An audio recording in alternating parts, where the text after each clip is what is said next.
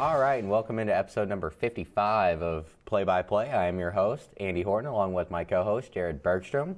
And well, Jared, I actually, this might sound crazy, especially coming from me, especially last week and how much I talked about how much I hate Miami. I actually wanted this series to go on at least one more game, because then we wouldn't be talking about a series recap. We would be talking about Game 6 that would be taking place tomorrow. But the Nuggets get it done in 5, get the first title in franchise history. What, took them 53 years? 47, I thought they 47? said. Okay. A long time. I was close. I still would have lost the prices right, though, because I went over. But finally was able to get that first title home, and, you know, Joker, all he wanted to go do is go hang out with his horses. He wants to go be with his racehorses and his family, but no, and I guess we can start off saying, I mean, Jamal Murray was the missing piece that they didn't have in the playoffs the last 2 years that put him over the edge.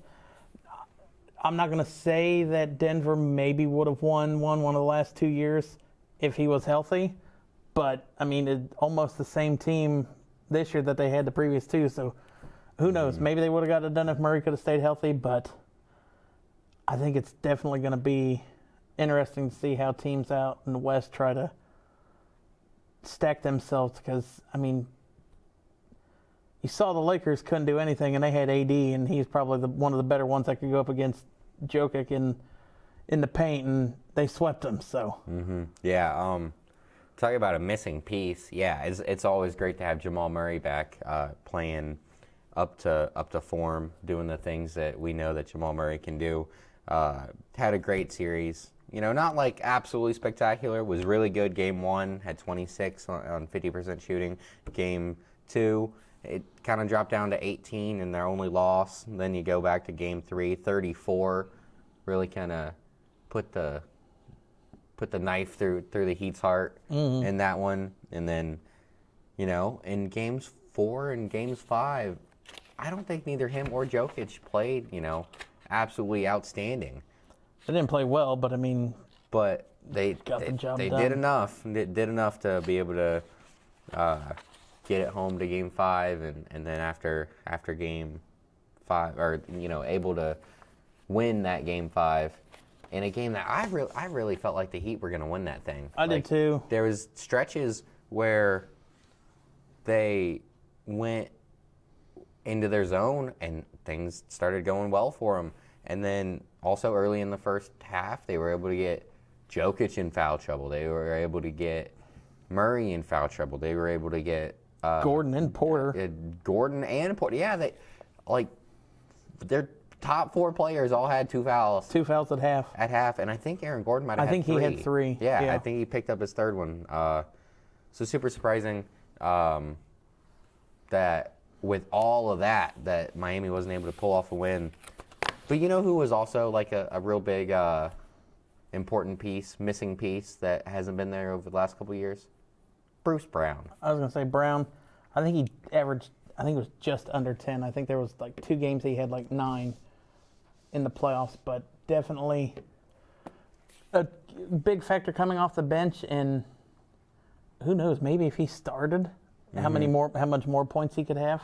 Well, and I mean, I don't really know what he ended up scoring in the series or in the playoffs, but 10 in Game 1, 11 in Game 2. His only bad offensive game, Game 3, he gets 3 blocks. Like, excuse me, Bruce Brown is 6'4". How does he get 3 blocks? You know, you got to love his effort and his hustle, the things that he's able to, you know, how he's able to affect the game outside of just scoring points. And then scores 21, was the guy. Him and Aaron Gordon in Game 4.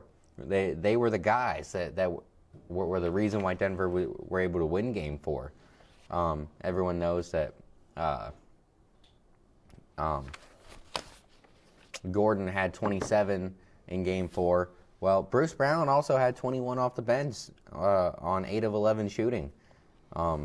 So absolutely huge there by him. He's a great defender. And, you know, man, I remember when Bruce Brown came onto the scene, with the Nets. Mm-hmm.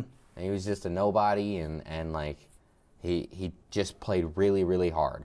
Well, now this guy's a somebody, and he still plays really, really hard. Like he gives it all for like every second he's out there. And I was wrong. He 11.4 he averaged per game, so over 10 points for the playoffs. Well, just for the finals. Oh, just for okay, yeah. It was really just over 10. Well, that's a little surprising because, like I said, he had 21 in game 4. Game 2, or game 3, I think he only had 5. Huh. Yeah. But so, anyways, Bruce Brown is huge having him, and really, he was a big difference maker in this series, and you could see something else. Like you could see the whole series long that Miami had great depth, but that depth didn't do anything.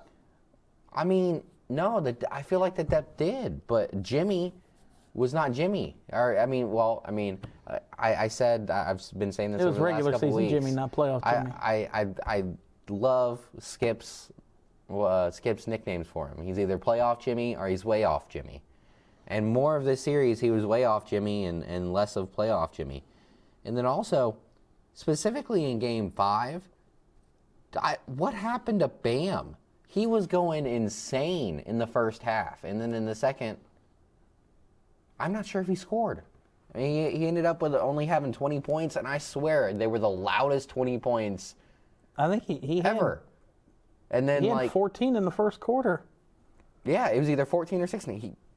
He got off to a flaming hot start, and then yeah, because I remember it was like he maybe it might have been 13 and like 6 rebounds in the first quarter, and then like you said, he just went quiet. Well, and so when he went quiet was when DeAndre Jordan ended up coming in the game, taking a couple minutes for Jokic after he got in foul trouble. I don't know. Got one block was that for able the stat sheet? Right, but was he able to knock Bam off of his game? Because if there's a couple things that are different between Jokic and DeAndre Jordan, one of them is that DeAndre Jordan is a great defender. Yeah, he's a more physical defender. And physical, that's for sure. I mean, Bam is 6'9". Mm-hmm. I don't know exactly how much he weighs, but DeAndre Jordan is 6'11", 265. I would guarantee that Bam weighs at least 20 pounds less than that. Mm-hmm. All right. Well, this says that Bam weighs 155. Bam is a skinny 155. That can't be right. 155? When I saw him and DeAndre standing next to each other, one guy looked pretty thick and one guy looked pretty skinny.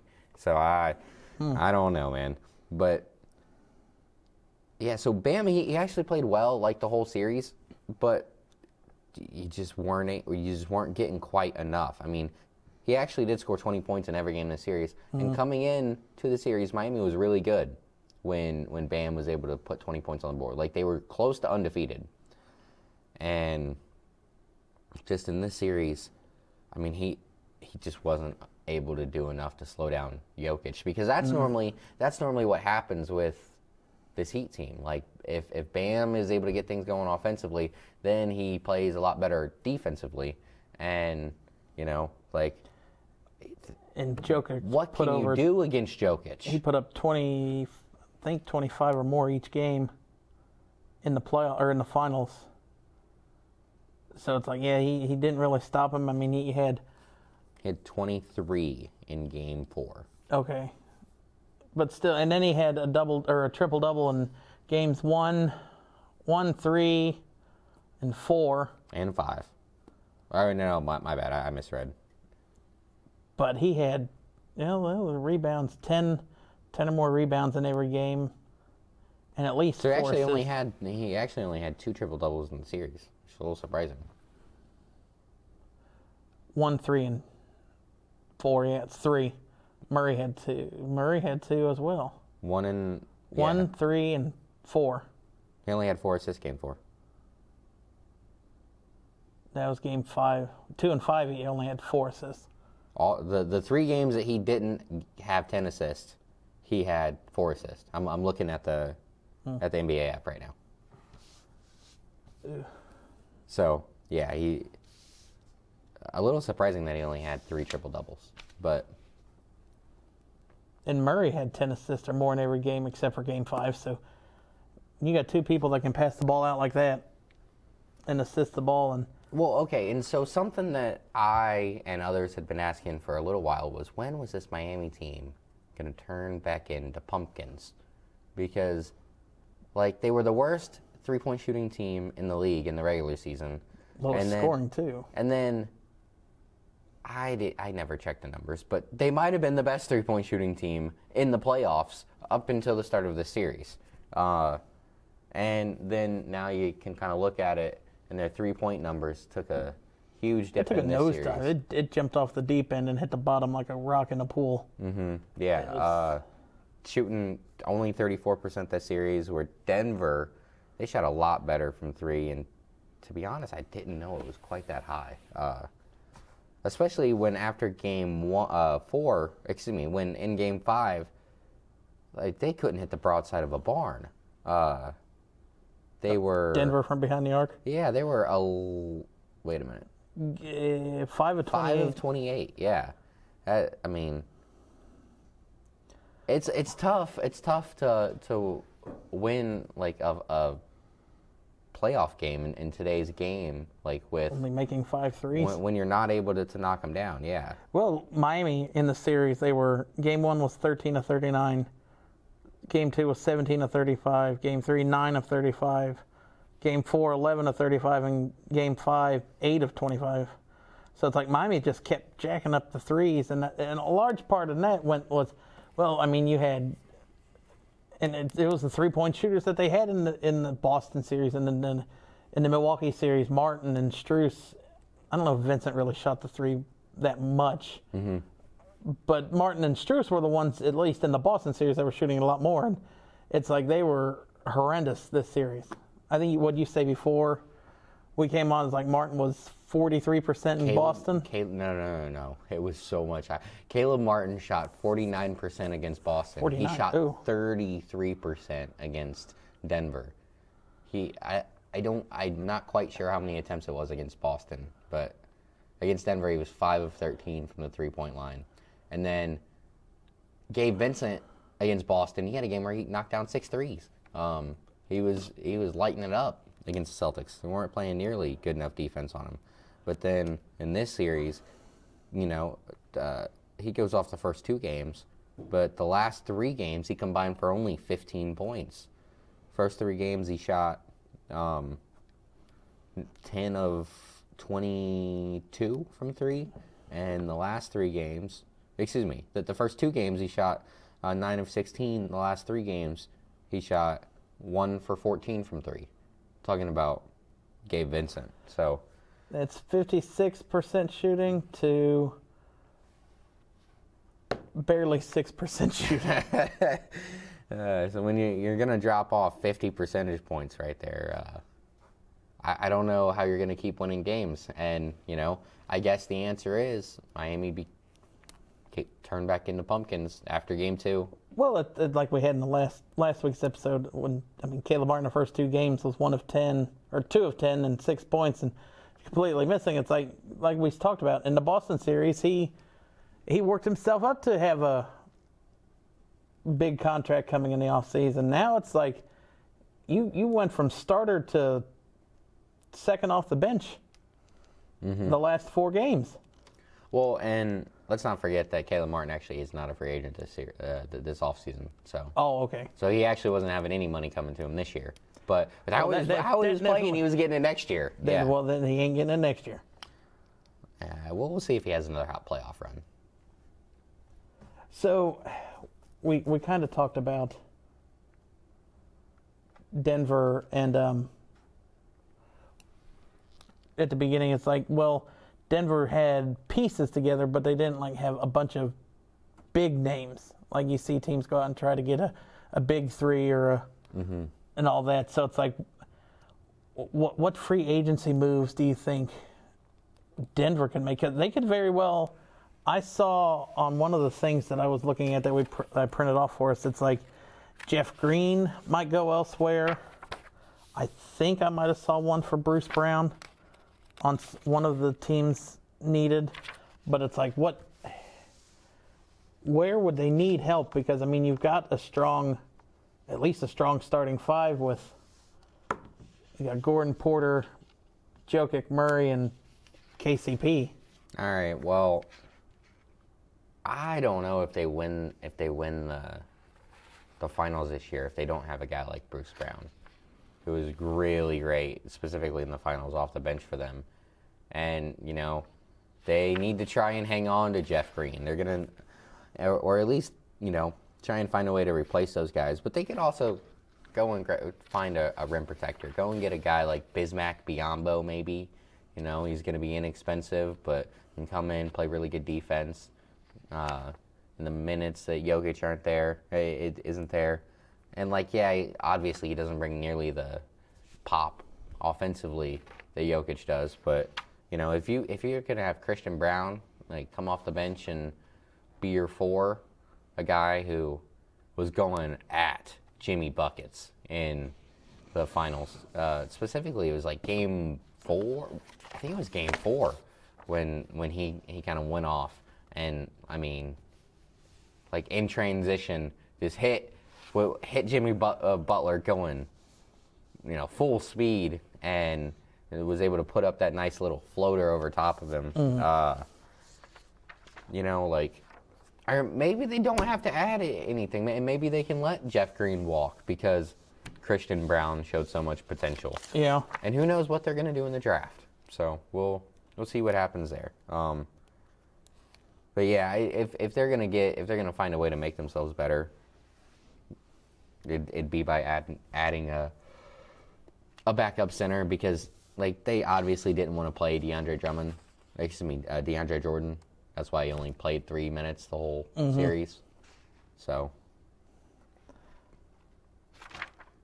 do you want to address? We can kind of move into the off season now.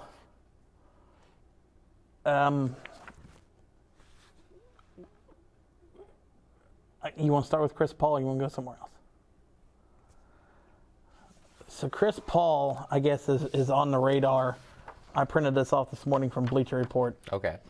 15 different teams that they feel like he could be a part of next year. All right. I haven't seen this. Do you really think that he'll go back to Phoenix? Phoenix was number 1. It's like they waived him.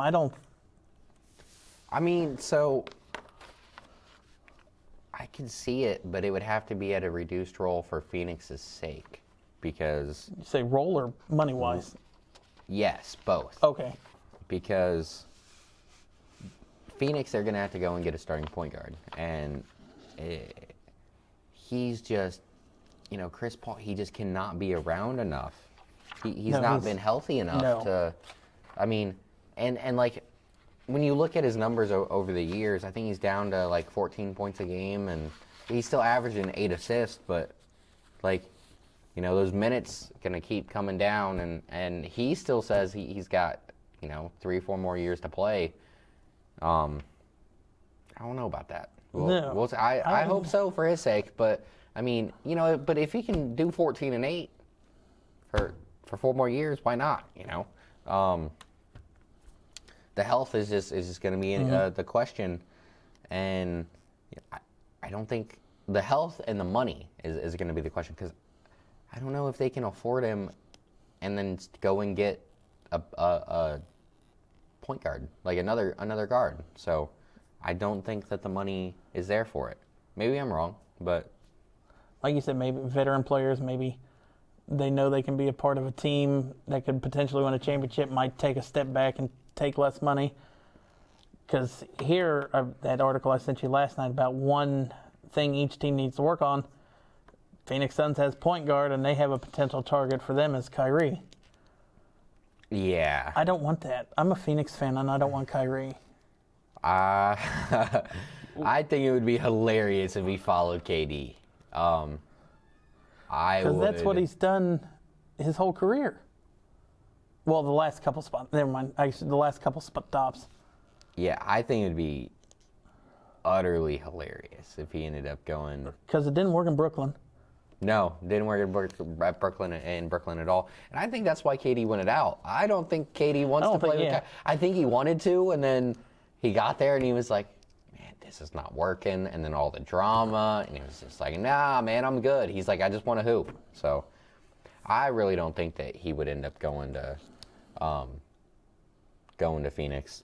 But so anyways, then a couple of the other teams that I got on this list, one of them is the Nuggets. Yeah, I don't see them. And coming off the bench, I mean, who wouldn't want Chris Paul? But if Chris Paul will take the pay cut, you're gonna have 3 great passers on the team, with all those different guys to be able to give the ball to. Denver's gonna lead the league in assists next year. I mean, especially if Murray averaged over 10. They might have done it this year. Yeah. The Lakers on here, that's one that I just don't see as a good fit. A lot of people are like, oh yeah, the banana boat bros. They're, LeBron and Chris Paul are finally going to get to play together. And I just feel like it's too late. Mm-hmm. Like, once again, it's health and injury, or it's health and the money. And like the Lakers, they're going to take all their money and try and re-sign Rui Hachimura and his name actually comes up on a few other lists and Reeves that we'll get into. So, like, I don't think that they're gonna have the money to be able to get a guy like Chris Paul. And then, like I said, just I don't know if it works. The health, like, right, because LeBron, AD and him are 2 of the most injury-prone like star players in the league, and then LeBron, his age is finally starting to show. I mean, like, they're all going to probably miss about 20 games, 15 to 20 games a year. And I don't know if you can line it up where they miss the same 20 games. Like, you're just going to sit the whole core? Like, you guys just, your even Austin Reeves. Your attendance is just going to plummet. Everyone just sits on the nights that LeBron and CP3 sit. Everyone. Back to the Clippers. So, okay. So, their offense doesn't work for a lot of the reasons why Boston's offense doesn't work. And, like, yeah, it actually does work a lot. But when it doesn't, it's because your 2 best players are wings, and you don't have a real, like, point guard on the team. Brooks Highland, like him, he's more of a backup guard, and he's not, like, a facilitator like that. Russell Westbrook, he's a free agent. If they decide to keep him, I like how he played in the playoffs and everything. You always love the energy he brings, and if you can actually get him to play a more team-oriented game, great. But, I mean, I don't know. He's got that lone wolf type thing where he's like, let me just get all the stats. And, like, I really do like Russell Westbrook. I just don't see him as a winner. So if he can come in and, take one of those spots, maybe. But it's, once again, Kawhi, Paul George. The health issue is coming into a factor. But, I mean, 5 to 10 years ago, Paul George, Kawhi Leonard, and Chris Paul would have been a hell of a threesome to watch. I mean, hey, it still would be. If they're healthy, be great. But what about Milwaukee? What are the likelihoods of those guys all being healthy? No. Well, okay, so Milwaukee. I would take the over/under on that. Milwaukee's really interesting. It would be. Because I like. So, I don't know what's going on with Middleton. I'm scared that Chris Middleton is not the Chris Middleton of the past. And he's a restricted, isn't he? I think so. Okay. I'm afraid that Chris Middleton is not the Chris Middleton of the past. And if he's not, I don't know if there's enough offense on this team for it to work. And sometimes, I mean, you hate to see that happen. I mean, that's just how some players come back from a horrific injury like he had. It's like you just don't come back to your full potential. And yeah. But that moves Jrue Holiday off the ball.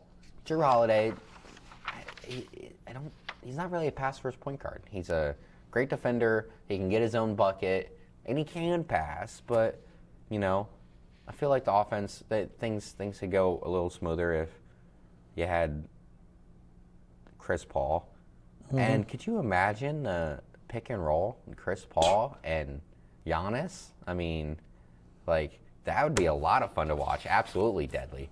As a Celtics fan, I don't want him going anywhere in the East except for I was about to say, you want to talk the very about next team on the list, the Boston Celtics. They could sign him for, offer him the mid-level tax-exempt $5 million.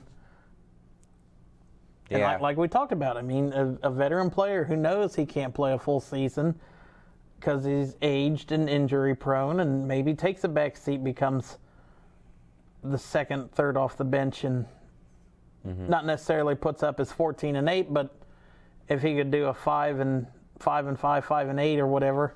Well, so, and I'm not necessarily saying I want this to happen because I love Marcus Smart. I tried Marcus Smart for him. I don't think unless Phoenix did a sign and trade. Well, if that's how you get him, I mean, like, we got everyone else on the team, for the most part, is pretty good defender. Malcolm Brogdon, not great, but Derek White, definitely far above average defender. Jaylen Brown and Jason Tatum, both above average defenders. Jason Tatum, and they can actually both be locked down at times. Not all the time, but, I mean, they both make their fair share of great defensive plays. We had an aging Al Horford where, do we really want two of our best players to be 38?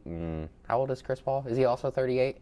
He might be. Hold on. The age is starting to get up there between the two of them, and not the biggest fan of that. But if Boston is able to keep Grant Williams and Rob Williams able to stay healthy, I just mentioned this about the Clippers, the fact that they don't have a real point guard.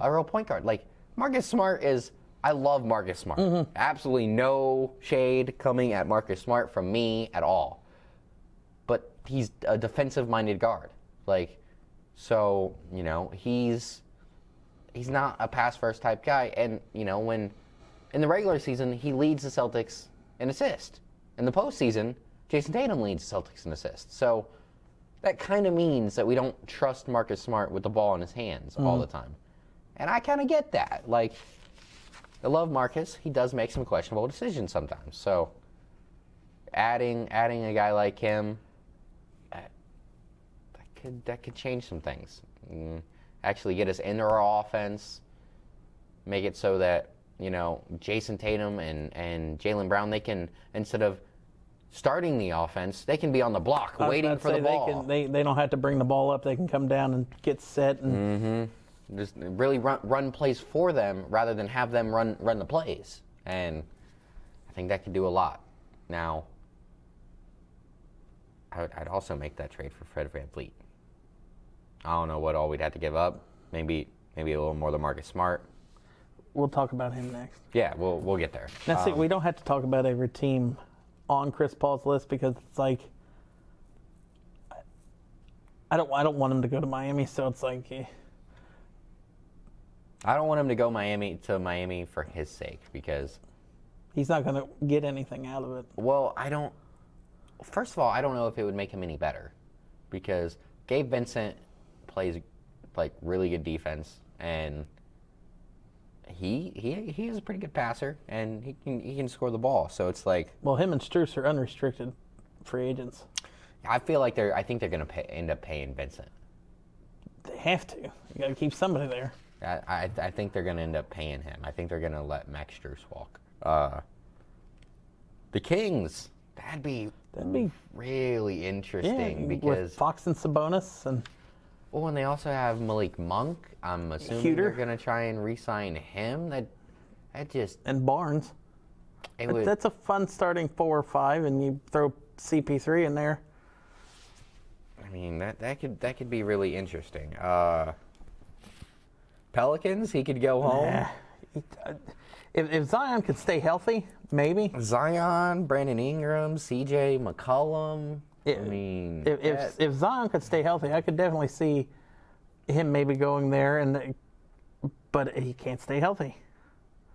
So I don't know. I think if you wanna try and rank these, so I would probably go. The best landing spot for him would probably be Denver, and then I would probably go Boston, Milwaukee, and the Clippers. I'll throw the Kings in there. Then I'd go the Pelicans after that. I mean, we didn't get over to the second page, but what if he goes to Dallas? Dallas moves Kyrie. Okay, but what else? Or so I don't know. I didn't put a space between that. What? San Antonio.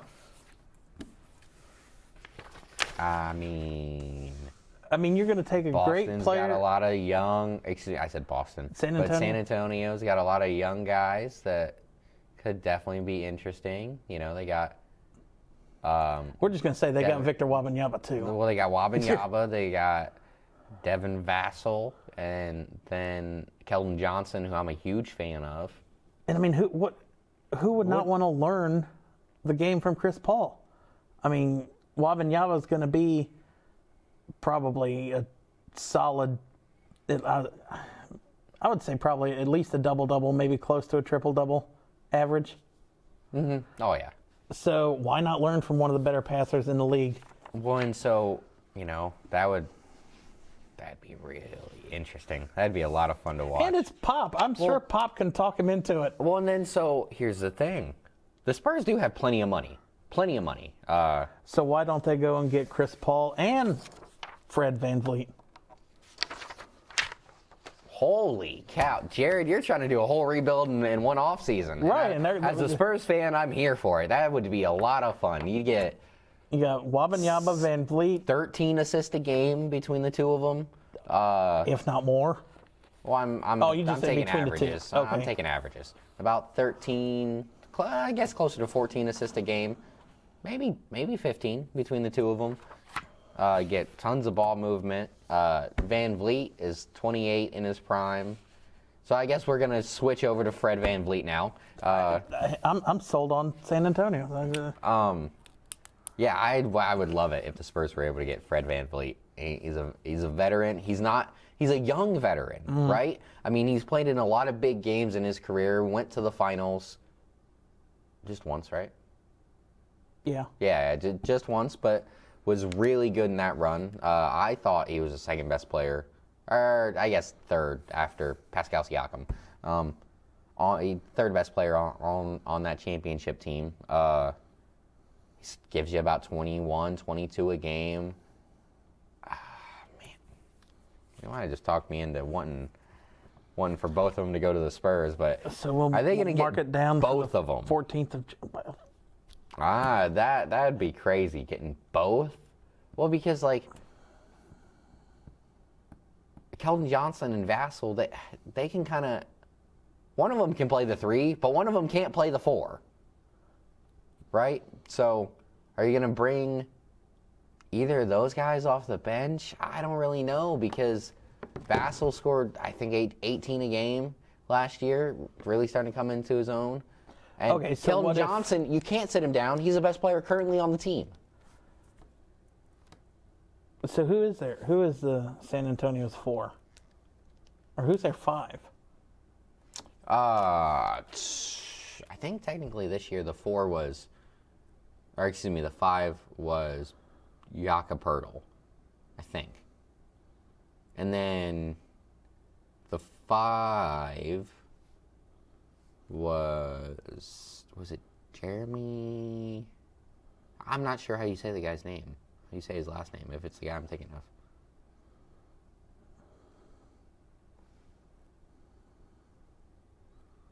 Jeremy Sochin?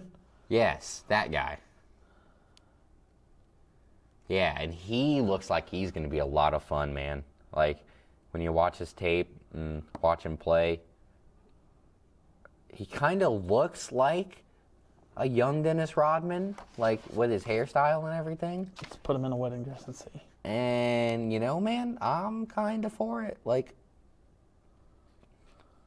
11, 5, and 2. Like, he's not gonna rebound like him or anything, but I think this guy can be a really good defensive presence. He is 6'9", so he's not huge, but I think he's big enough that, in today's game, he can be a real defensive stopper. And, he shoots, or he scored 11 points a game last year. So he can score it a little bit. Yeah, I'm a big fan of him. I really like some of the Spurs' young players. They got Zach Collins at the 5. All right, well, he's definitely coming off the bench. Well, if you don't get Vanvleet and Paul, or what if you work in... Lopez is a free agent. But no, Wembanyama's going to play center. He's 7.5 feet tall, Jared. Yeah, he's going to play there. He's going to end up probably playing everywhere, but... Play wherever he wants. Other for Vanvleet, I think Boston would be another good landing spot. they're not on there. It's not on here? It's not on there. Well, that doesn't make sense. I don't know how... It's another one of those things where I don't know how Boston would pay for it. Mm-hmm. But... That might cost a little bit more than just Marcus Smart. You'd have to trade Marcus Smart and something else. I don't know what else. I don't want to think about what else. But like I said, he gives you 20-some points a game. He's not the. He is a true point guard. I don't know. I guess not technically a true point guard because he does kind of play the two, but he's much better passer than Marcus Smart would be able to get us. He's a much better facilitator. Definitely be able to get us into our offense a lot better. They have Brooklyn on here. I think that would be really interesting. He could go and play with McCall Bridges and Nick Claxton. Oh, yeah, and then don't they... What about Portland? They could get Spencer Dinwiddie back, too. That'd be really interesting. Portland? Do they have the... Okay. They would have to move Anthony Simons then. Unless they're going to play all three of them at the same time, but then you would have no great defense there. No good defense because VanVleet isn't a bad defender, but he's just kind of average. He's good at getting his hands in passing lanes, but I don't know. That would Damian Lillard, Fred VanVleet, and Anthony Simons. That's a lot of. See, I've been reading a lot of reports that the Blazers are looking to move Simons for veterans. Or I've heard that they can move him for the 3rd overall pick. Or move him with the 3rd overall pick. My bad. Oh, okay. So trade out of it. So, man, I'm not sure about that. I don't know if that would necessarily be a fit. Because then, who are the better young player? A lot of the better young players in the draft. We'll get there in a minute. But it's a lot of guards. It's a lot of guards. Yeah, so, you want to trade away. What is it? He's a shooting guard, isn't he? Mm-hmm. Simons, yeah. Or Simons. So you can trade away the shooting guard to trade down to pick another guard? Maybe. I don't know. The Rockets. So that would be interesting if James Harden goes back. Harden, Fred VanVleet, try and... I wonder if James Harden knows at this point what he's going to do. I doubt it. He's probably having lunch with his old GM. What was his name? Daryl Morey. Mm-hmm. He's probably having lunch that they're trying to figure out how they're going to get back to Houston together. And then, we already talked about the Spurs. That would be dream scenario for San Antonio and all their fans. Yeah, I think that would take San Antonio from the lottery to the playoffs. Yeah, and then so here's another one. Philly. You go to Philly. Kind of just slide into... Yeah, take the James Harden spot. Mm-hmm. And maybe if Philly is lucky, they can do a sign and trade and get something back in return, Was VanVleet there when Nurse was there? Yes. Okay. Yeah, the whole time. Okay. So he could He'd probably be following his coach. Yeah. Then also, Vanvleet would be able to help bring in what Nick Nurse wants to bring in because he already knows. He knows the program. Was Memphis on there too? Memphis was on Chris Paul. Chris Paul. Yeah. I don't know what Memphis is going to do. Memphis got to do something because, I mean, the NBA keeps saying, I mean, there's the suspension looming coming for Ja, so it's like, I don't know how long it's going to be. I don't know how long it's going to, or how long it'll last, but I mean, they got to do something because, I mean, if you don't have. I feel like it's only going to last a season. And I don't know if there's any big name point guards that are going to go there and just want to, take it over for a year. Or if it is like, oh, you know what, I'll go in, I'll just wait a year and then I'll play with Ja. Do you want to actually waste a year of your career? Because you take away Ja, I don't see them making the playoffs. No, yeah, no, not at all. They probably might be a lottery pick next year. So it'll be interesting. Miami? I guess it just depends on how long the suspension is. Miami, he could go to Miami, but it's Vanvleet. Oh God, no! I don't want him to go to Miami either. No, trust me, I don't either. But that would give him. He would almost fit Miami.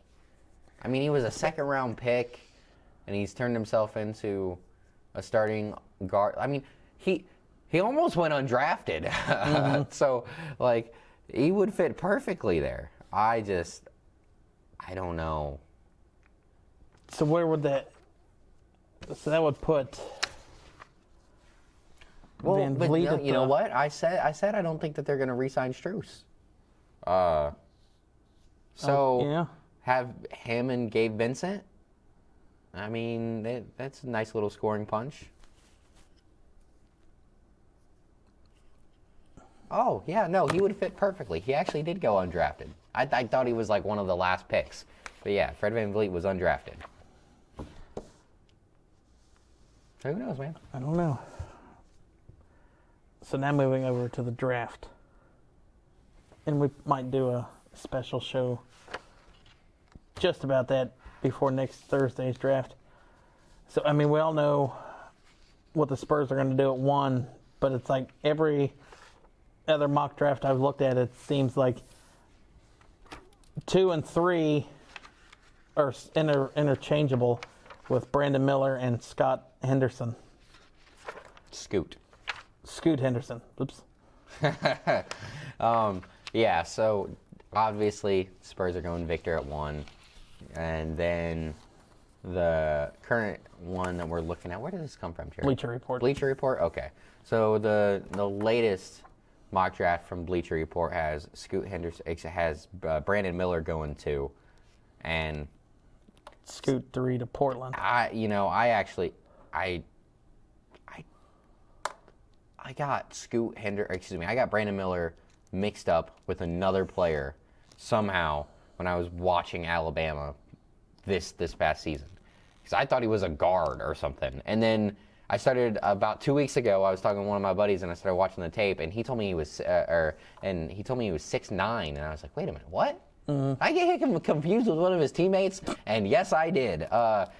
Holy moly, this kid is gonna be good. I'm a big Brandon Miller fan, so if Scoot is able to scoot by him, then MJ got by the athleticism, because I think Brandon Miller definitely probably going to be the second best player in this draft. Man, he's a good defender. Like I said, he's a long 6'9". He can shoot it from the outside. You finally have a wing to actually be able to replace Gordon Hayward. Get Gordon coming off the bench. And if you can have Gordon coming off the bench making things happen on that team, maybe they're able to make the playoffs next year. Maybe, if Scoot is able to play well enough and LaMelo, who knows? That could be a lot of fun. So I'm a big Brandon Miller guy. Determines what Portland's going to do. Like we talked about that, we've seen them potentially talking about trading out of the 3. So who knows? Yeah. And who's gonna come up and get it from him?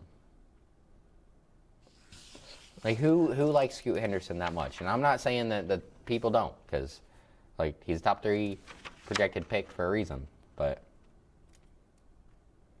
I don't know. Phoenix? He's. Oh. What are they gonna give him though? Oh, true. They gave everything to Brooklyn.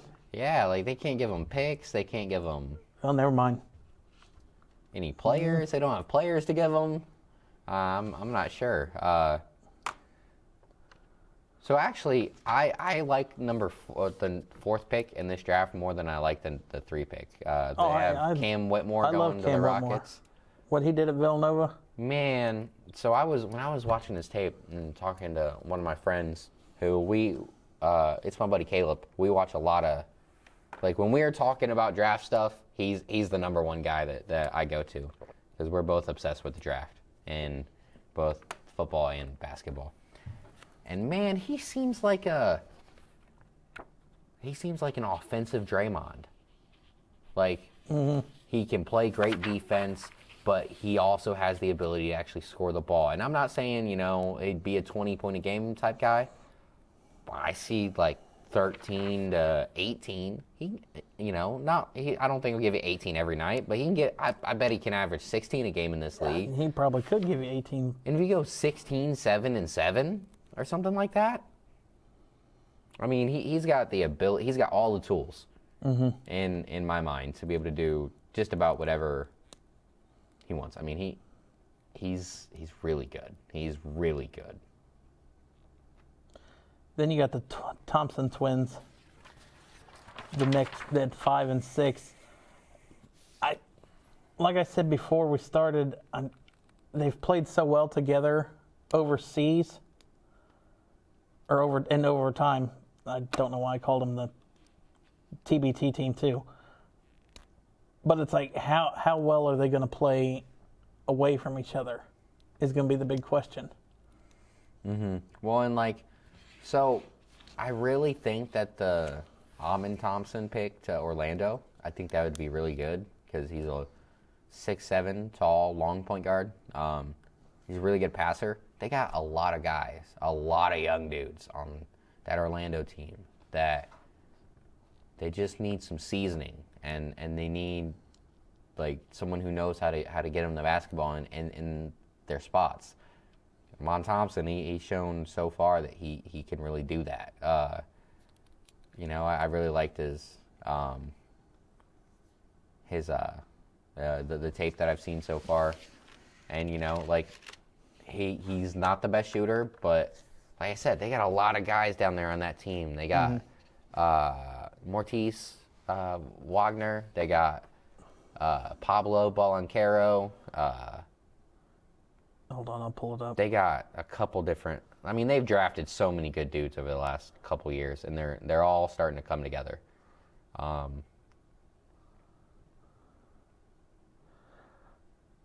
Let's see there. Let me go by. I'll just put it in depth order.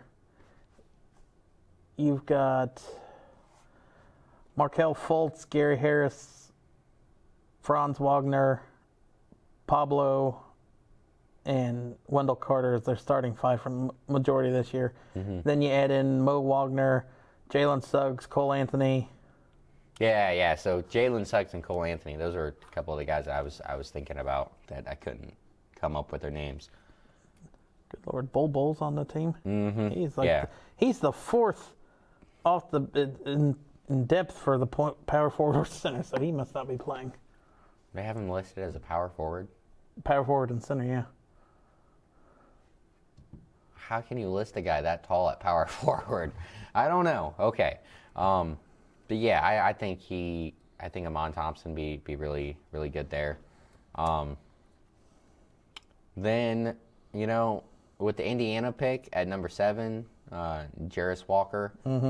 Man, I wasn't really that impressed by any of the Houston guys that I watched. Maybe I'm just wrong, and that wouldn't be the first time, but I just was not super impressed with any of the tape I watched or anything. And I guess he's also dealing with an elbow injury. So, which made it so he missed his pro day. That, not very good. But he could be a fine player. I just don't know a ton about him. Washington, at number 8, has him picking Anthony Black. And this was another guy whose tape, when I watched, was really exciting.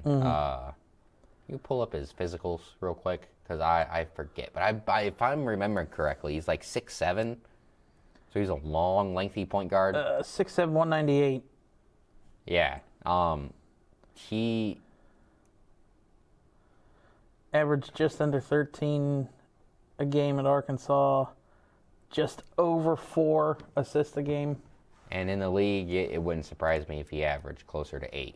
I mean, the guy, when you just watch some of the passes, it's like, oh wow, he can do those. He's a special passer. I really like how he's able to just find his teammates open. I mean, he's really good at that. It's something that really stuck out. I'm more excited for tape. the next one. Yeah. I So number loved 9. watching Grady Dick this year. Number Kansas. 9. Yeah, Grady Dick. You know who he reminds me of?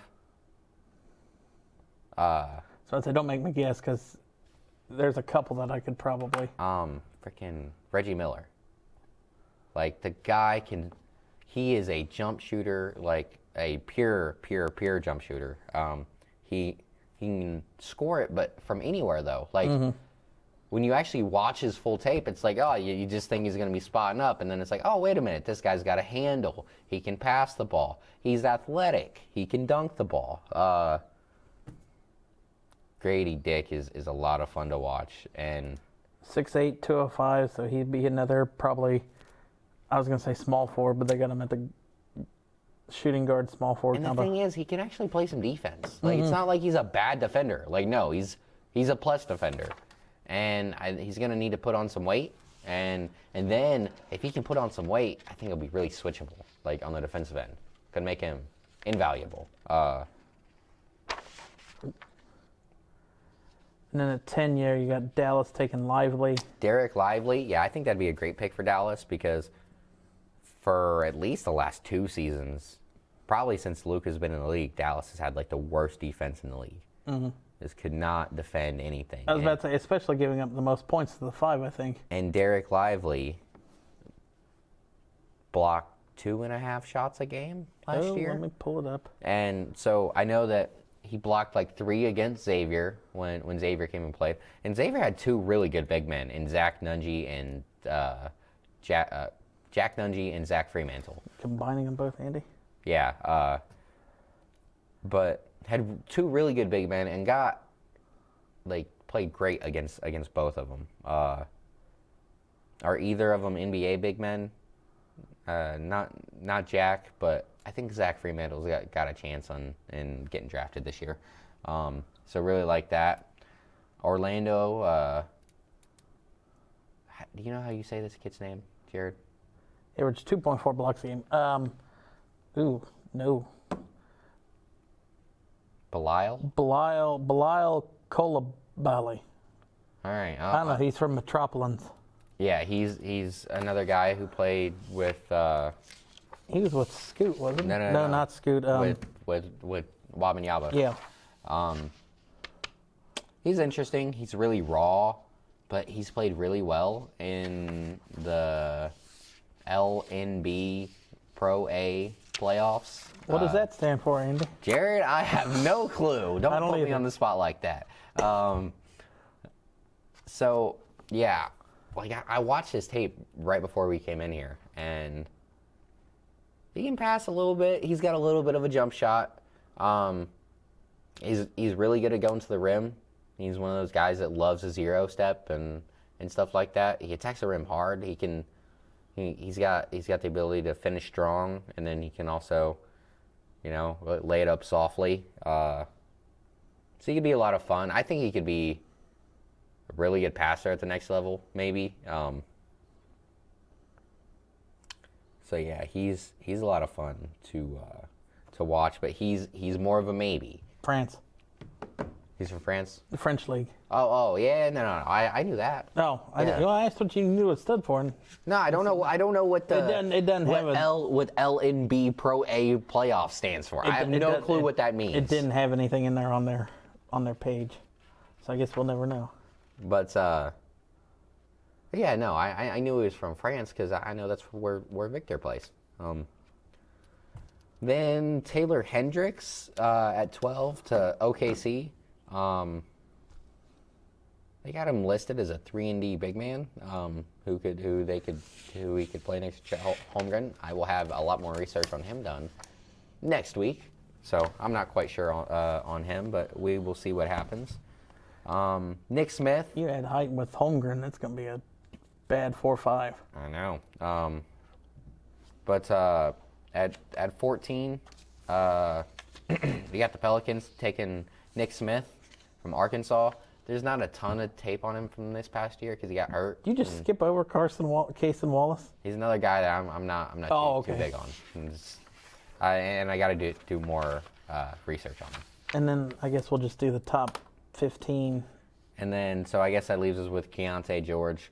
I got to watch more tape on him, too. A lot of people were super high on him earlier in the draft process. I didn't see a lot out of Baylor this year, so it's like I didn't. He's fallen some. Well, Baylor was a really good team, but, I mean, that whole conference was a bunch of juggernauts this Everybody year. else is a lot better. I mean, yeah, you had, I think they sent 8 to the dance.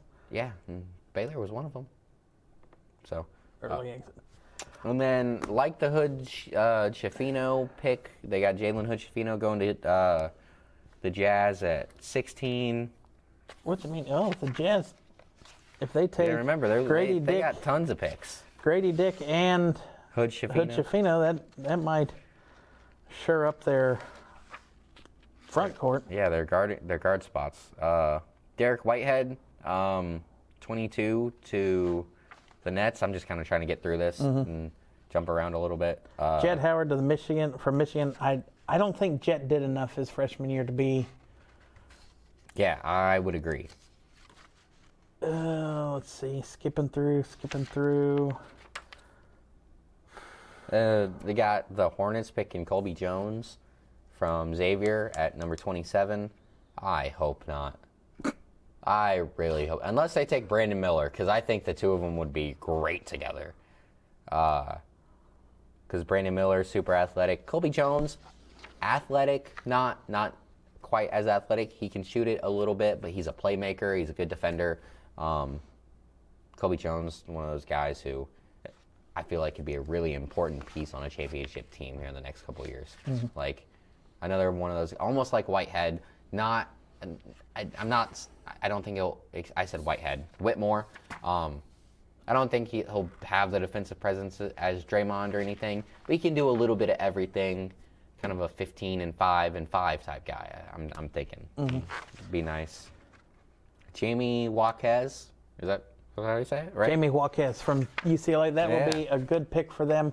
The Clippers, yeah, that'd be a nice ad. They need wing depth. Tournament. They need wing depth, and he's a good facilitator. So I think Bryce that's Sensabaugh. How do you feel about that? They got Bryce Sensabaugh. If he comes back from his knee injury, if he was Ohio State's best player last year, 29 to the Pacers. Well, good. Then I don't have to travel far to see him if I want to see him. There you go. But he had a bad knee injury late in the season. It's why they ended up falling apart there in the Big Ten tournament after knocking off like 3 wins they shouldn't have gotten. But if he comes back, I think he'll be a good player. He was, I don't know, is he 1 year at Ohio State or 2? But definitely be worth watching if his knee injury doesn't inhibit it anymore.